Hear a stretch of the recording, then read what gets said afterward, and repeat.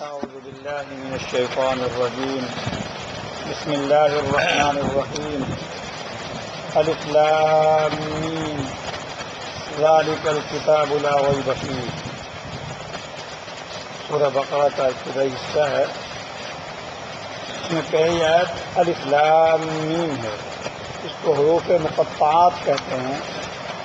حروف مقطعات کہنے کی وجہ یہ ہے کہ ان حروف کو الگ الگ کر کے پڑھا جاتا ہے. الگ نہیں پڑھنا ہے اس کو. الف الگ، لام الگ، میم الگ، حتیٰ کہ اس کے اندر جو وہ مد ہے وہ بھی کرنی ہے. الف لام یہ مد ہے، پھر میم پر مد ہے. تو یہ حروف مقطعات کہلاتے ہیں. اور اس کی وجہ وہی جو میں نے بتائی کہ ان حروف کو الگ الگ کر کے پڑھا جاتا ہے. اور پھر یہ حروف مقطعات متشابہات میں سے ہیں. مطلب یہ ہے کہ ان کی مراد کیا ہے، ان کا مطلب کیا ہے، وہ اللہ ہی جانتے ہیں. عام طور پر تفسیر کی کتابوں میں ان حروف مقطعات، کئی قسم کے حروف مقطعات استعمال کیے گئے. الف لام میم 6 جگہ آیا ہے. الف لام میم را 5 جگہ آیا ہے. آمین 6 جگہ آیا ہے. تو یہ حروف تاسین میم آیا ہے، تاسین آیا ہے. تو یہ سارے حروف مقطعات ہیں. اور سب تفسیر کی کتابوں میں اس کے آگے اللہ عالم بمرادہ لکھا ہوتا ہے، یعنی ان کی مراد اور ان کا مطلب اللہ ہی جانتے ہیں. احناف یہی کہتے ہیں کہ یہ حروف مقطعات کے حروف متشابہات میں سے ہیں، اور متشابہات کا معنی اور مفہوم صرف اللہ جانتے ہیں، اس کے علاوہ کوئی نہیں جانتا. باقی پھر جب اس کا معنی اور مفہوم ہی سمجھ نہیں آتا تو پھر اس کو نازل کرنے کی کیا وجہ ہے، اس کو اتارنے کی کیا وجہ ہے. اس کی کئی حکمتیں لکھی ہیں. ایک حکمت یہ لکھی ہے کہ تاکہ انسان کے ایمان کا امتحان ہو، کیونکہ انسان حریص ہوتا ہے. کوئی چیز سامنے آ جائے اس کو سمجھنے کی کوشش کرتا ہے. تو اللہ پاک یہاں یہ امتحان لینا چاہتے ہیں کہ اس کو قریدنا نہیں ہے، بس اس پر ایمان لانا ہے، چاہے تمہیں سمجھ میں آئے چاہے سمجھ میں نہ آئے. اصل ایمان اسی چیز کا نام ہوتا ہے. اللہ کا حکم سمجھ میں آیا. اللہ کا حکم ہر حکم یقیناً عقل کے مطابق ہے، عقل سلیم کے مطابق ہے. لیکن بعض اوقات ہماری سمجھ میں نہیں آتا کہ پل صراط جو ہے وہ تلوار سے زیادہ تیز اور بال سے زیادہ باریک ہوگی، اور اہل ایمان اس پر دوڑتے ہوئے گزرتے چلے جائیں گے گھوڑے کی رفتار سے، بجلی کی رفتار سے. اب بظاہر عقل میں نہیں آتی، لیکن ہمارا ایمان ہے کہ ایسی ہی ہوگی. تو بہرحال یہ بھی ایک امتحان ہوتا ہے کہ معنی اور مفہوم سمجھ میں نہ آئے پھر بھی اس کو مان لینا.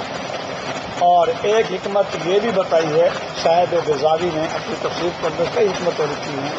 ایک حکمت یہ بھی لکھی ہے کہ اللہ تبارک و تعالی یہ بتانا چاہتے ہیں کہ اے قرآن کا انکار کرنے والوں، قرآن کے منزل من اللہ اور وحی الہی ہونے کا انکار کرنے والوں، یعنی یہ سمجھنے والوں کہ قرآن مجید جو ہے وہ محمد کا اپنا گھڑا ہوا ہے، اللہ کی وحی نہیں ہے، اللہ کا نازل کیا ہوا نہیں ہے. فرمایا کہ الف لام میم یہ قرآن مجید انہی حروف سے بنا ہوا ہے، جو حروف تہجی ہم کہتے ہیں جس کو. حروف تہجی سے الف لام میم طا سین میم، اسی حروف تہجی سے یہ قرآن بنا ہوا ہے. کسی اور چیز سے تو بنا ہوا نہیں ہے، کوئی سونے چاندی زیور سے تو بنا ہوا نہیں ہے.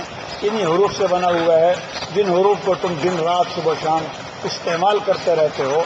اگر ان حروف سے یہ ایک امی شخص جو کسی مخلوق سے پڑھا، جس نے کسی مخلوق سے نہیں پڑھا، اگر یہ اس کو بنا سکتا ہے تو تم تو اس سے بھی زیادہ فصیح اور بلیغ سمجھے جاتے ہو.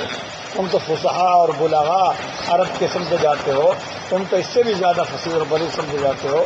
اگر یہ اسی کا بنایا ہوا ہے تو اسی حروف سے بنایا ہوا ہے کہ تم بھی اس جیسی ایک آیت ایک سورت بنا کے دکھا دو.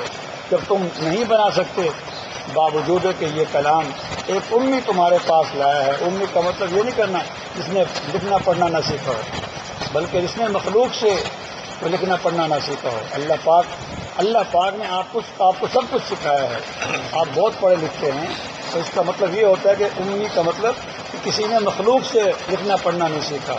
تو وہ ایک امی ذات جو ہے ایسا کلام لا رہی ہے، اگر وہ اپنی طرف سے من گھڑ سکتی ہے تو تم تو اس سے زیادہ فصیح اور بلیغ عرب کے اندر سمجھے جاتے ہو تو تم بھی اس جیسا کلام لے کر آؤ۔ تو بہرحال یہ الف لام میم یہ حروف مقطعات ہیں، متشابہات ہیں، اللہ ان کی مراد جانتا ہے۔ وما یعلم تاویلہ الا اللہ والراسخون فی العلم یقولون آمنا بہ، اللہ ہی اس کا معنی مفہوم سمجھتے ہیں، باقی جو تمام مسلمان حتیٰ کہ اہل علم جو علم میں بڑے مضبوط بڑے گہرا علم رکھتے ہیں وہ بھی اس کا معنی نہیں سمجھتے، بلکہ وہ بھی کہتے ہیں ہم بھی اس پر ایمان لائے۔ البتہ بعض علماء نے اس کا مطلب بھی لکھا ہے، بعضوں نے کہا کہ الف لام میم جو ہے یہ اللہ کے ناموں میں سے ایک نام ہے، بعضوں نے کہا یہ قرآن کا نام ہے، بعضوں نے کہا کہ حروف مقطعات جس صورت کے شروع میں آتے ہیں وہ اسی صورت کا نام ہے، بعضوں نے کہا کہ الف لام میم میں الف جو ہے اس سے مراد اللہ ہے، لام سے مراد اس کی صفت لطیف ہے، اور میم سے مراد مجید ہے، اور بعضوں نے کہا الف سے مراد آلاء اللہ، اللہ کی نعمتیں مراد ہیں، لام سے اللہ کا لطف اللہ، اللہ کی مہربانی اور شفقت مراد ہے، میم سے مجد اللہ، اللہ کی بزرگی مراد ہے۔ لیکن یہ تمام معانی جو ہیں یہ نبی پاک صلی اللہ علیہ وسلم سے منقول نہیں ہیں، اور خلفائے اربعہ خلفائے راشدین اور ابن مسعود یہی فرماتے ہیں کہ اس کا معنی اور مطلب اللہ ہی جانتے ہیں۔ آگے فرمایا، اور پھر یہ الف لام میم جو ہے بعض لوگ یہ سمجھتے ہیں کہ صرف قرآن مجید کی تلاوت کرنے کا کوئی فائدہ نہیں ہے جب تک اس کا معنی اور مفہوم نہ سمجھا جائے۔ یقیناً معنی اور مفہوم سمجھنا یہ قرآن مجید کا ایک حق ہے، اور یہ سونے پر سہاگا ضرور ہے، اس سے ثواب میں اضافہ ہو جاتا ہے، لیکن خالی قرآن مجید کی تلاوت کرنا بغیر معنی سمجھے یہ بھی فائدے سے خالی نہیں، اس کا بھی ثواب ہوتا ہے، کیونکہ ابن مسعود رضی اللہ تعالیٰ عنہ کی وہ مشہور حدیث ہے جو فضائل اعمال میں آپ پڑھتے رہتے ہیں۔ حضور علیہ الصلوۃ والسلام نے ارشاد فرمایا اللہ پاک قرآن مجید کے ایک حرف پر 10 نیکی عطا فرماتے ہیں، اور پھر اس کی مثال کیا دی تھی؟ یہی الف لام میم۔ پھر میں کہتا ہوں، حضور نے فرمایا میں یہ نہیں کہتا کہ الف لام میم ایک حرف ہے، بلکہ الف ایک حرف ہے، لام ایک حرف ہے، اور میم یہ تیسرا حرف ہے، یہ 3 حرف ہو گئے۔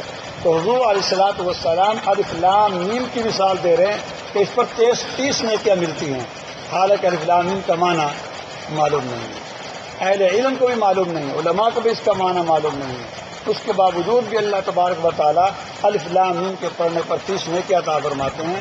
تو حضور علیہ الصلوۃ والسلام نے پہلے سے ہی ان عقل کے کوروں کا پہلے سے ہی اعتراض کا جواب دے دیا کہ جی جب تک قرآن کو سمجھا نہ جائے اس پر ثواب نہیں ملتا۔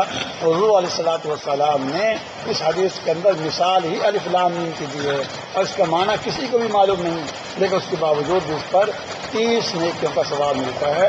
تو معلوم ہوا کہ قرآن پڑھ کر سمجھ کر پڑھنا یقیناً سونے پر سہاگا ہے، لیکن اگر بغیر سمجھے پڑھا جائے تو بھی فائدے سے خالی نہیں، اللہ پاک اس پر بھی ثواب عطا فرماتے ہیں۔ اور نبی علیہ الصلوۃ والسلام کے بعثت کے مقاصد میں سے ایک مقصد تلاوت ہے، اور دوسرا مقصد تعلیم ہے۔ یتلو علیہم آیاتہ، یہ تلاوت کرنا یعنی خالی قرآن پڑھنا یہ مستقل نبی علیہ الصلوۃ والسلام کے مبعوث کیے جانے کے مقاصد میں سے مقصد ہے۔ وَيُعَلِّمُهُمُ الْكِتَابَ وَالْحِكْمَةَ، اور پھر قرآن مجید کی تعلیم دینا، اس کا معنی اور مفہوم سمجھانا، یہ الگ مقصد ہے۔ تو وہ پہلا بھی مقصد ہے تو مقصد پر ثواب ملا کرتا ہے۔ آگے فرمایا ذَلِكَ الْكِتَابُ لَا رَيْبَ فِيهِ، یہ کتاب قرآن مجید ایسی کتاب ہے اس میں ذرہ برابر بھی شک نہیں ہے، اس کے اندر بالکل شک نہیں، اس کے وحی الہی ہونے میں بھی شک نہیں، اور اس کے منزل من اللہ ہونے میں بھی شک نہیں۔ اگر کسی کو شک معلوم ہوتا ہے، اگر کسی کو شک ہے تو وہ اس کی اپنی فہمی ہے، جیسے کہ شہد صفراوی مزاج والے کو، جس کو صفراوی بخار ہو جائے، صفراوی مزاج بن جائے، اس کو شہد بھی کڑوا لگتا ہے۔ اسی طرح جو بھینگا ہوتا ہے اس کو ایک چیز 2 نظر آتی ہے، حالانکہ وہ چیز ایک ہی ہے لیکن اس کو 2 نظر آ رہی ہیں، اس وجہ سے کہ وہ چیزیں 2 ہیں، بلکہ اس وجہ سے کہ اس کی آنکھ میں فطور ہے۔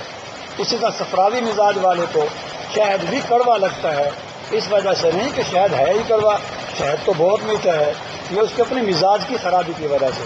تو قرآن مجید کے وحی الہی ہونے میں، منزل من اللہ ہونے میں، حق اور سچ ہونے میں ذرہ برابر بھی شک نہیں۔